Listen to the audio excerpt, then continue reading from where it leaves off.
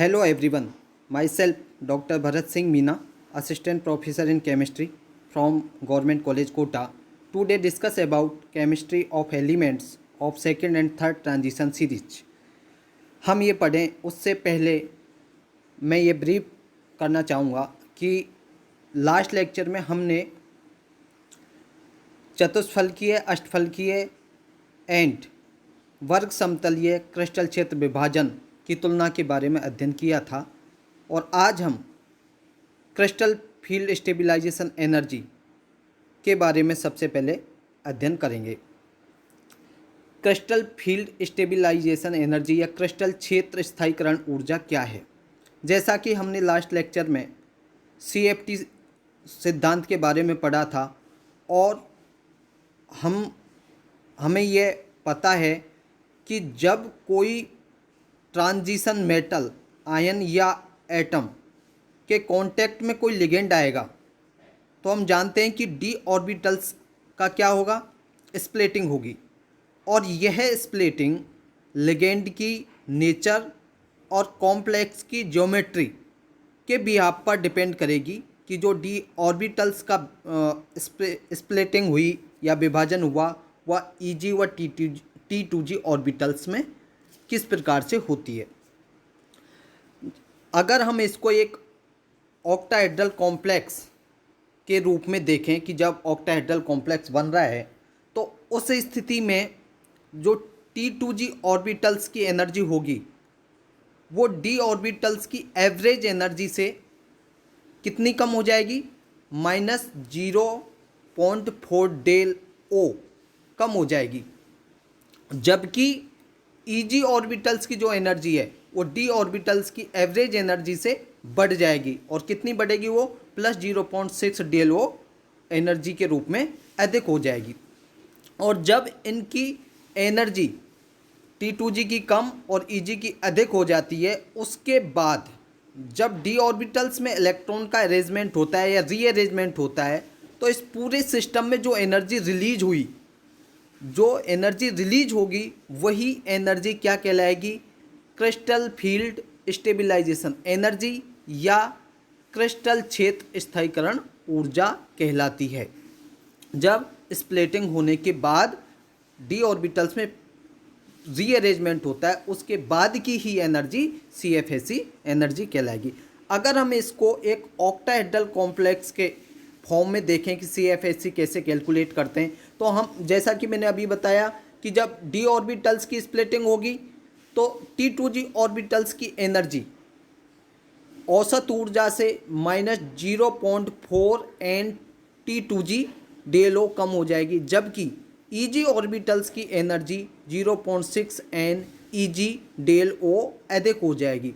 यहाँ पर आप देख रहे हैं कि N T2g and N Eg दिखाई दे रहा है। इसका मीन्स ये होता है कि T2g एंड एन Eg, इसका मतलब है कि T2g एंड Eg ऑर्बिटल्स में जो इलेक्ट्रॉन प्रेजेंट हैं उनकी संख्या।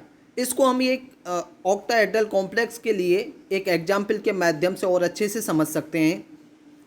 माना कि कोई ये hexa aqua titanium third complex है और यहाँ आप देखते हैं कि टाइटेनियम का एटॉमिक नंबर होता है 22 और +3, तो इसका मतलब 3 इलेक्ट्रॉन इसमें से निकल गए हैं। +3 आयनिक रूप में ये है तो इसका इलेक्ट्रॉनिक कॉन्फ़िगरेशन जो होगा वो d ऑर्बिटल में एक ही इलेक्ट्रॉन पाया जाएगा।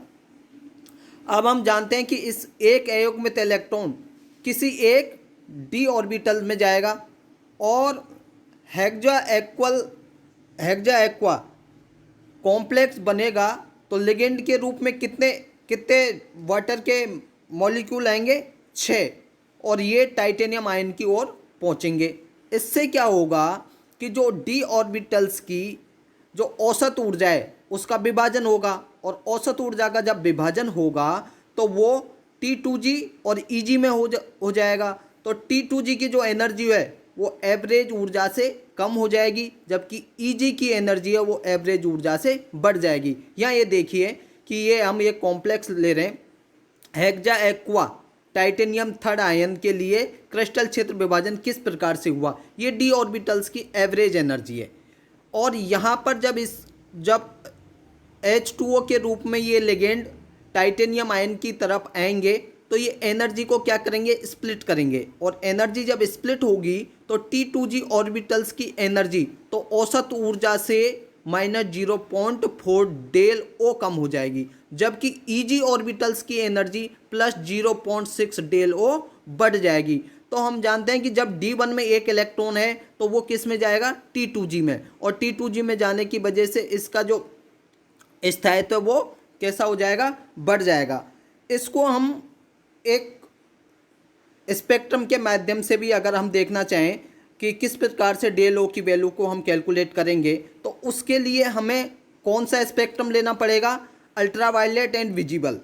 अल्ट्रावायलेट एंड विजिबल स्पेक्ट्रम के माध्यम से हम डेल ओ की वैल्यू को कैलकुलेट कर सकते हैं। यहाँ उदाहरण के तौर पर पुनः हम hexa aqua titanium third ion का अगर यूवी देखें तो ये titanium third, hexa aqua titanium third का यूवी स्पेक्ट्रम है। और इस स्पेक्ट्रम को देखने से ये ज्ञात हो जाता है कि अगर यौगिक कोई कंपाउंड है तो उसकी 20,300 प्रति सेंटीमीटर आवृत्ति पर उच्चतम अवशोषण शो हो रहा है। ये 20,300 मैक्सिमम उसकी आवृत्ति है और उस पर हाईएस्ट एब्जॉर्वेशन होता है। और ऊर्जा का 1 किलो जूल प्रति मूल कितनी आवृत्ति के बराबर होगा, 83.7 प्रति सेंटीमीटर के बराबर होता है। अर्थात हमें इसको डेल ओ को ज्ञात करें तो चूंकि इसका मैक्सिमम एब्जॉर्वेशन था 20,300 प्रति सेंटीमीटर पर और ऊर्जा का 1 किलो जूल कितनी आवृत्ति के बराबर था, 83.7 प्रति सेंटीमीटर के। अगर हम 83.7 प्रति सेंटीमीटर से 20,300 प्रति सेंटीमीटर मैक्सिमम एब्जॉर्वेशन को डिवाइड करें तो ये आएगा 242.53 kJ, या इसको क्योंकि 5 से वैल्यू अधिक है 0.5 से, तो इसको 243 किलो जूल प्रति मोल लिख सकते हैं। क्योंकि टाइटेनियम के लिए हम देखते हैं कि जब डी ऑर्बिटल्स में एक इलेक्ट्रॉन है और वो एक इलेक्ट्रॉन कहाँ गया था, निम्न ऊर्जा वाले T2G ऑर्बिटल्स में। तो अगर इसके लिए हेक्सा एक्वा टाइटेनियम थर्ड के लिए अगर हम CFSE वैल्यू निकालें तो हमें पता है कि ये T2G के लिए कितनी थी, ऑक्टाहेड्रल के लिए ये -0.4। और चूँकि डी ऑर्बिटल T2G ऑर्बिटल में एक इलेक्ट्रॉन है और 1 किलो जूल ये किसके बराबर हुआ है, 243 किलो जूल के। तो इसको मल्टीप्लाई करें -0.4 × 1 × 243। और इसी प्रकार से अब हम Eg के लिए करें तो Eg की एनर्जी +0.6 बढ़ गई थी और उसमें कोई इलेक्ट्रॉन नहीं है तो ये 0 × 243। तो चूंकि इसमें Eg ऑर्बिटल्स के लिए तो ये वैल्यू मल्टीप्लाई करने पर 0 ही हो जाएगी, तो केवल वैल्यू किसकी बचेगी आपको, T2G ऑर्बिटल्स की, और Eg ऑर्बिटल्स की आपको 0 हो जाएगी। और अगर हम इसको कैलकुलेट करेंगे तो ये आएगी -97.2 किलो जूल प्रति मोल, जिसे हम -97 किलो जूल प्रति मोल भी लिख सकते हैं। तो ये एक स्पेक्ट्रम के माध्यम से आपको hexa aqua titanium third ion का किस प्रकार से डेल ओ की वैल्यू को कैलकुलेट किया जा सकता है वो यहाँ पर दर्शाया गया था। इसी प्रकार से हम इसको ये कह सकते हैं कि चूंकि Eg ऑर्बिटल्स में तो कोई इलेक्ट्रॉन था ही नहीं तो उसकी वैल्यू तो 0 हो गई, तो हम इसको कह सकते हैं कि D1 विन्यास के लिए जो CFSU का मान है वो किसके बराबर है, T2G ऑर्बिटल्स में इलेक्ट्रॉन के बराबर, या -0.4 डेल ओ के बराबर होगा। इसी प्रकार से अगर D2 के लिए भी हम CFSU वैल्यू कैलकुलेट करें तो वो भी, चूंकि D2 में भी D2 इलेक्ट्रॉन होंगे तो वो भी T2G में ही जाएंगे, तो ये 0.4 से मल्टीप्लाई होके -0.8 होगा। इसी प्रकार से अगर हम D3 के लिए भी निकालें CFSU वैल्यू तो वो भी T2G ऑर्बिटल्स पर ही डिपेंड करेगी और उसकी वैल्यू -0.4 से 3 इलेक्ट्रॉन को अगर मल्टीप्लाई करेंगे तो -1.2 डेल ओ आ जाएगी। लेकिन अगर D4 इलेक्ट्रॉन है तो उन D4 इलेक्ट्रॉन का जो विभाजन होगा वो 2 प्रकार से हो सकता है। किस प्रकार से हो सकता है, 2 प्रकार से, और ये किस पे डिपेंड करेगा, अगर आपका लेगेंड वीक है तो वीक लेगेंड होगा तो उस समय डेल ओ की वैल्यू कैसी हो जाएगी, कम हो जाएगी। और डेल ओ की वैल्यू कम हो जाने के कारण जो D4 इलेक्ट्रॉन का वितरण होगा वो T2G और EG दोनों में ही होगा। 3 अयुग्मित इलेक्ट्रॉन तो T2G में होंगे, एक होगा EG में। अगर आपका लेगेंड प्रबल है तो उस स्थिति में क्या होगा कि डेल ओ का मान अधिक हो जाएगा, और डेल ओ का मान अधिक हो जाएगा तो यहाँ पर क्या होगा कि EG ऑर्बिटल बहुत अधिक ऊपर चला जाएगा और उसकी एनर्जी अधिक होगी। तो यहाँ पर T2G में ही 4 के 4 इलेक्ट्रॉन भरे जाएंगे। या हम इसको इस प्रकार से कह सकते हैं, यहाँ ये देख रहे हैं आप, जब लिगेंड दुर्बल है, लिगेंड दुर्बल होने की वजह से क्या हुआ, डेल ओ का मान कम हो गया, और डेल ओ का मान कम होने के कारण क्या हुआ, चारों के 4 इलेक्ट्रॉनों को हुंड के नियम अनुसार वितरित किया गया। सब में एक एक इलेक्ट्रॉन भरे और EG में भी एक इलेक्ट्रॉन चला गया। अगर डेल ओ का मान बढ़ा, ये डेल ओ का मान कब बढ़ेगा, जब लिगेंड आपका स्ट्रॉन्ग है, और उस स्थिति में क्या हुआ, EG ऑर्बिटल बहुत अधिक ऊपर चले गए। तो यहाँ पर चारों के 4 इलेक्ट्रॉन कहाँ आ गए, आपके T2G ऑर्बिटल्स में आ गए। तो D4 विन्यास का जो मैनेजमेंट है वो 2 टाइप से हो सकता है, और ये किस पे डिपेंड करेगा, लेगेंड पर, लेगेंड आपका स्ट्रॉन्ग है या वीक है।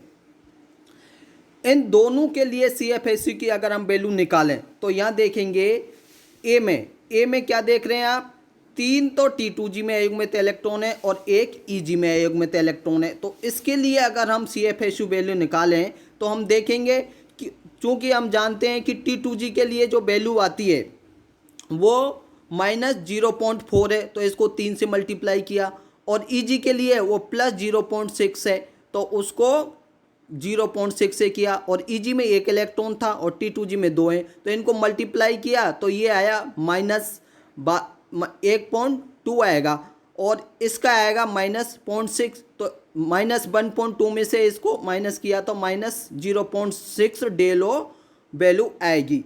कब, जब वीक लेगेंड है, लेकिन चारों अगर इलेक्ट्रॉन T2G ऑर्बिटल में होंगे तो यहाँ पर जो CFSU की वैल्यू होगी वो अधिक होगी। वो कितनी होगी, -1.6 डेल ओ होगी। यहाँ देखेंगे कि CFSU का मान कौन सी मैनेजमेंट में अधिक हुआ, जब चारों के 4 इलेक्ट्रॉन T2G ऑर्बिटल में थे। अब हम ये कैसे डिसाइड करें कि चारों इलेक्ट्रॉन T2G ऑर्बिटल में होंगे या 3 इलेक्ट्रॉन T2G में 1 EG में होंगे, ये किस पे डिपेंड करेगा, आपके लेगेंड पर। लेगेंड की इलेक्ट्रॉन की व्यवस्था इस बात पर निर्भर करेगी कि लेगेंड आपका स्ट्रॉन्ग है या वीक है।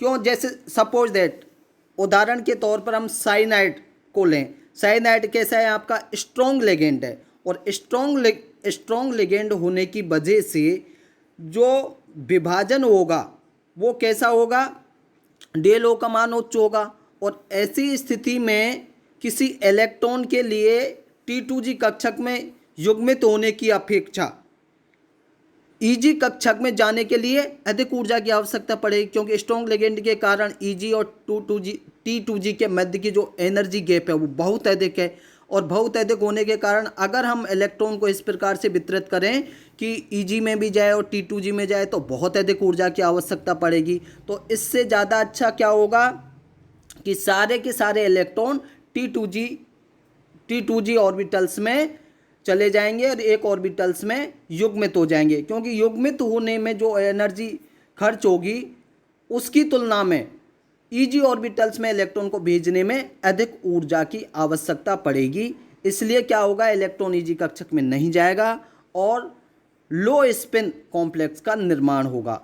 इसके विपरीत यदि हम ये कोई वीक लेगेंड लें, जैसे क्लोराइड है, तो उस स्थिति में क्या होगा, जो मेटल आयन के D ऑर्बिटल्स के लेगेंड का विभाजन होगा वो डेल ओ का मान कैसा हो जाएगा, कम हो जाएगा, और जब डेल ओ का मान कम होगा तो ऐसी स्थिति में T2G कक्षक के युग्मित होने की अपेक्षा EG कक्षक में जाने में कम ऊर्जा की आवश्यकता पड़ेगी, और जब कम ऊर्जा की आवश्यकता पड़ेगी तो इलेक्ट्रॉन EG कक्षक में जाएगा और एक हाई स्पिन कॉम्प्लेक्स का निर्माण करेगा। अब हम ये इस सारणी के माध्यम से ये देखते हैं कि किस प्रकार से इलेक्ट्रॉनों का कॉन्फ़िगरेशन होता है डी ऑर्बिटल्स में, उसके बिहाफ पर आपकी लिगेंड किस प्रकार का है, तो वहाँ पर CFAC की वैल्यू कितनी होगी, और स्ट्रॉन्ग लिगेंड है तो आपकी CFAC की वैल्यू कितनी होगी। यहाँ देखिए ये ऑक्टाहेड्रल कॉम्प्लेक्स के लिए इलेक्ट्रॉनीय मैनेजमेंट और CFAC के मान। अगर आपका D4 कॉन्फ़िगरेशन है और वीक लिगेंड है तो यहाँ पर T2G में 3 एक एक सब में इलेक्ट्रॉन होल्ड नियम के अनुसार और EG में भी 1, और इसकी CFAC वैल्यू कैलकुलेट करेंगे तो -0.6 होगी। अगर लिगेंड कैसा है आपका, स्ट्रॉन्ग है, तो स्ट्रॉन्ग लिगेंड की जैसा कि मैंने अभी बताया कि T2G और EG के मध्य एनर्जी गैप अधिक हो जाएगा, तो क्या होगा, T2G में ही सभी इलेक्ट्रॉन का युग्मन हो जाएगा डी इलेक्ट्रॉनिक विन्यास होने के कारण। तो यहाँ पर जो CFAC वैल्यू होगी वो कितनी आएगी, -1.6। इसी प्रकार से D5 में देख सकते हैं, D6 में देख सकते हैं, D7 में भी इसी प्रकार से डी ऑर्बिटल्स में इलेक्ट्रॉन का विन्यास दुर्बल लिगेंड की प्रेजेंट में किस प्रकार से CFAC वैल्यू होती है, और प्रबल लिगेंड की प्रेजेंस में किस प्रकार से CFAC का मान आता है। तो अगर हम वीक लिगेंड और स्ट्रॉन्ग लिगेंड को देखें तो हम देखते हैं कि स्ट्रॉन्ग लिगेंड जब प्रेजेंट होता है तो CFAC की वैल्यू का मान बढ़ जाएगा। लेकिन चाहे अगर किसी डी ऑर्बिटल में 0, 8, 9 और 10 इलेक्ट्रॉन है तो लिगेंड कोई सा भी हो, चाहे वीक लिगेंड हो या स्ट्रॉन्ग लिगेंड हो, CFAC का मान समान ही रहेगा। और ये बात भी ध्यान रखने की है कि D0 और D10 कॉन्फ़िगरेशन के लिए CFAC का मान कैसा होगा, 0 होगा। इस समस्त टेबल को हमने किसके रूप में देखा था, ऑक्टाहेड्रल कॉम्प्लेक्स के लिए। अगर हम टेट्राहेड्रल कॉम्प्लेक्स की बात करें कि जब टेट्राहेड्रल कॉम्प्लेक्स बन रहा है तो उसके लिए जो डी ऑर्बिटल्स की स्प्लिटिंग होगी वो ऑक्टाहेड्रल से बिल्कुल ही अपोजिट होगी। यहाँ पर क्या होगा कि जो जैसा कि ये डायग्राम से देखिए अच्छे से समझ में आएगा, ये टेट्राहेड्रल क्षेत्र में जो स्प्लिटिंग हुई ये औसत डी ऑर्बिटल्स हैं। तो यहाँ पर क्या हुआ, ऑक्टाहेड्रल में तो जो औसत ऊर्जा थी उससे नीचे कौन थे, T2G, और ऊपर कौन थे, EG। यहाँ पर बिल्कुल अपोजिट हो गया क्योंकि EG ऑर्बिटल तो नीचे आ गए और T2G ऑर्बिटल ऊपर चले गए। जैसा लास्ट लेक्चर में बताया था कि EG ऑर्बिटल्स के बिल्कुल ही सीध में लिगेंड के आ जाने के कारण क्या होगा कि डी ऑर्बिटल्स का रिपल्सन, और इसी प्रकार से T2G ऑर्बिटल्स के लिए भी बताया था कि किसका अधिक होगा और किसका कम होगा। इसलिए EG कक्षक की ऑर्बिटल्स की एनर्जी औसत ऊर्जा से टेट्राहेड्रल में कम हो जाती है जबकि ऑक्टाहेड्रल में वो बढ़ती है। तो यहाँ पर अगर हम किसी D1 विन्यास के लिए CFAC का मान निकालें तो हम देखेंगे कि EG ऑर्बिटल में एक इलेक्ट्रॉन जाएगा क्योंकि औसत ऊर्जा से कम है, और इसको अगर कैलकुलेट करेंगे तो ये एनर्जी आएगी -0.6 डेल टी। अगर हम डेल O और डेल T की तुलना करें तो हम देखेंगे, इसको इस प्रकार से लिख सकते हैं, डेल T बराबर 4/n del O। Del T किसके बराबर होती है, 4/9 डेल O के। और चूंकि एक इलेक्ट्रॉन के लिए कितनी वैल्यू आई CFAC ऑक्टाहेड्रल में, 0.6 डेल टी, तो इसको मल्टीप्लाई करें तो -0.6 इंटू 4/9 डेल ओ, तो कितनी आई, एक इलेक्ट्रॉन के लिए टेट्राहेड्रल कॉम्प्लेक्स में CFAC वैल्यू -0.27 डेल ओ, जो कि आपके ऑक्टाहेड्रल कॉम्प्लेक्स में एक D1 इलेक्ट्रॉन के लिए आई एनर्जी से कितनी कम है, 0.13 डेल ओ कम है, क्योंकि वहाँ पर कितनी आई थी ऑक्टाहेड्रल में -0.4 डेल ओ, और टेट्राहेड्रल में कितनी आ रही है -0.27। तो ऑक्टाहेड्रल की तुलना में टेट्राहेड्रल में जो CFAC वैल्यू वो कम आई। इसी प्रकार हम समस्त विन्यासों के लिए यह CFAC वैल्यू कैलकुलेट कर सकते हैं।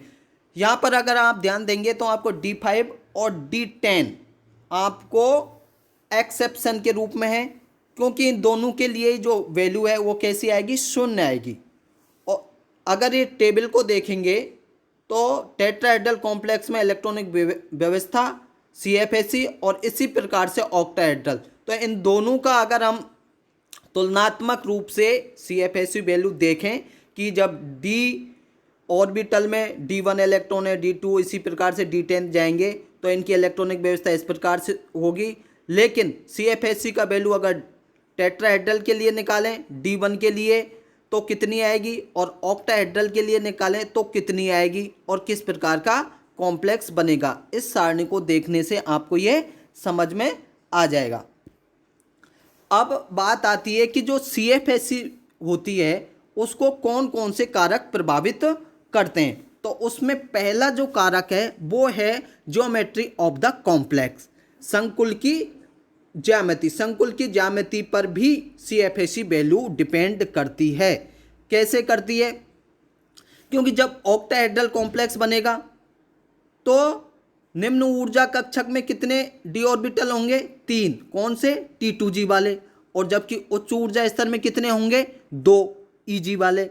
अब चूंकि निम्न ऊर्जा के अधिक कक्षक होने के कारण इलेक्ट्रॉन निम्न ऊर्जा स्तर के कक्षकों में जाएंगे, जिससे क्या होगा, अधिक मात्रा में ऊर्जा मुक्त होगी, और ऐसे कॉम्प्लेक्स के लिए CFAC का मान भी उच्च होगा। अतः हम ये कह सकते हैं कि संकुल की ज्यामिति पर भी CFAC का मान डिपेंड करता है। दूसरा आपका जो फैक्टर है वो है केंद्रीय धातु का इलेक्ट्रॉनिक कॉन्फ़िगरेशन। केंद्रीय धातु आयन के लिए अगर D विन्यास में D इलेक्ट्रॉनों की संख्या कितनी है उस पर CFAC का मान बहुत डिपेंड करता है।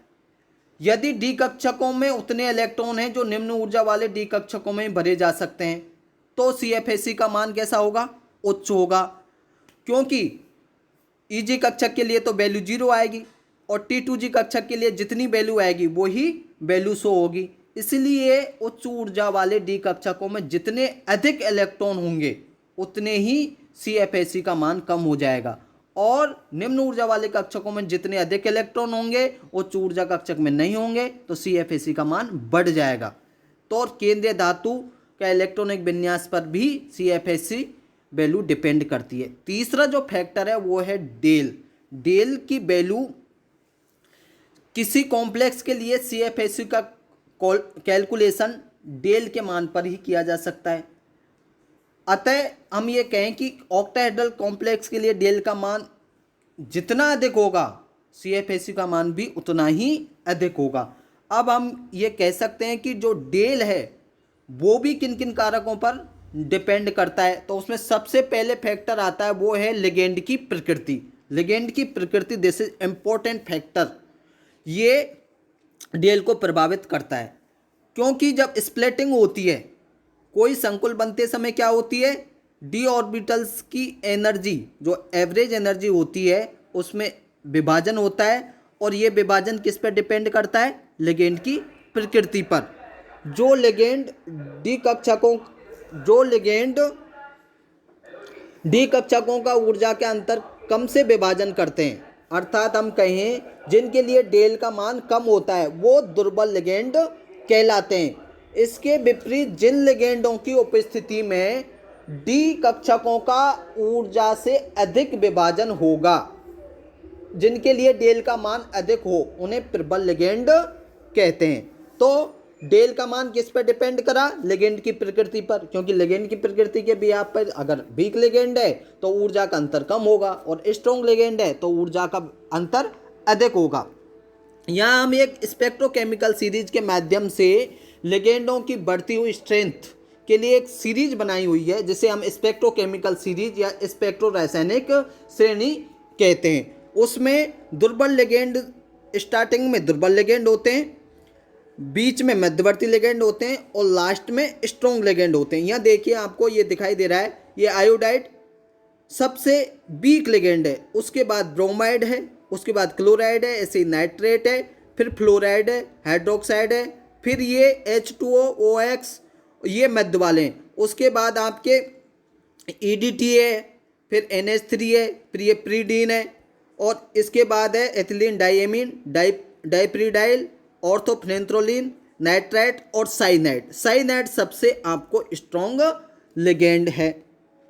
इसके अलावा जो दूसरा फैक्टर है वो किस पे डिपेंड कर रहा है आपका दूसरा फैक्टर है धातु आयन पर आवेश। चार्ज अगर अधिक होगा तो उसकी किलो जूल जो एनर्जी है वो भी अधिक होती चली जाएगी। जैसे हम फर्स्ट ट्रांजिशन सीरीज में देखें, ये बेनेडियम के लिए आप देखोगे तो बेनेडियम, क्रोमियम, मैग्नीज और आयरन, जब इसकी +2 ऑक्सीडेशन स्टेट है तो यहाँ किलो जूल जो एनर्जी आ रही है और म्यू आ रही है, एब्जॉर्बेशन आवृत्ति आ रही है, तो वो भी आपकी इस प्रकार से बढ़ती जा रही है। और जैसे ही +3 ऑक्सीडेशन स्टेट हुई तो यहाँ पर इसकी केजे का मान, किलो जूल एनर्जी का मान बढ़ता जाएगा। तो हम ये कह सकते हैं कि अगर धातु आयन पर आवेश अगर बढ़ रहा है तो उसके लिए उसकी ऑक्सीडेशन स्टेट बढ़ती है तो वहाँ पर CFSE की वैल्यू भी अधिक आएगी, किलो जूल एनर्जी भी अधिक आएगी। तीसरा जो महत्वपूर्ण फैक्टर है वो है धातु आयन का आकार, अर्थात धातु आयन संक्रमण तत्वों की किस श्रेणी का है, फर्स्ट का है, सेकंड का है, अर्थात थर्ड का है, इस पर भी डिपेंड करता है। अगर फर्स्ट का है तो उसकी जो एब्जॉर्बेशन एनर्जी है वो कम होगी, सेकेंड ट्रांजिशन सीरीज का है तो और अधिक होगी, और थर्ड ट्रांजिशन सीरीज का है तो सबसे अधिक होगी। और जब इनकी एब्जॉर्बेशन एनर्जी अधिक होगी तो डेल ओ का मान भी अधिक होगा। हम एक ग्रुप में ट्रांजिशन एलिमेंट को अगर देखें तो यहाँ आप ध्यान से देखें इस टेबल को, यहाँ है आपका हेक्साएमीन कोबाल्ट थर्ड आयन, उसके बाद है हेक्साएमीन रहोडियम थर्ड आयन, ये आर भी लिखा हुआ है, इसके स्थान पर RH होना चाहिए, बाई मिस्टेक हो गया है ये। उसके बाद है इरिडियम, यहाँ है हेक्साएमीन इरिडियम थर्ड आयन। तो इनकी प्रति सेंटीमीटर में जो एब्जॉर्बेशन एनर्जी थी तो वो है कितनी है, कोबाल्ट के लिए 23,000, रहोडियम के लिए 34,000 और इरिडियम के लिए 41,000। अर्थात हम कह सकते हैं कि एक ग्रुप में ट्रांजिशन एलिमेंट की एब्जॉर्बेशन एनर्जी बढ़ रही है। तो यहाँ पर डेल ओ का मान भी बढ़ा, ये कोबाल्ट के लिए 275, रहोडियम के लिए 406 और इरिडियम के लिए 490। तो इस प्रकार से आपके ये फैक्टर थे जो डेल ओ का मान प्रभावित करता है। तो आज हमने ये पढ़ा कि एक तो आपकी क्रिस्टल फील्ड स्टेबलाइजेशन एनर्जी किसे कहते हैं और ये किन किन कारकों के द्वारा प्रभावित होती है, और इन कारकों में ही एक आया था डेल का मान भी किस किस पर डिपेंड करता है। तो इन सब के बारे में आज हमने अध्ययन किया था। Thank you.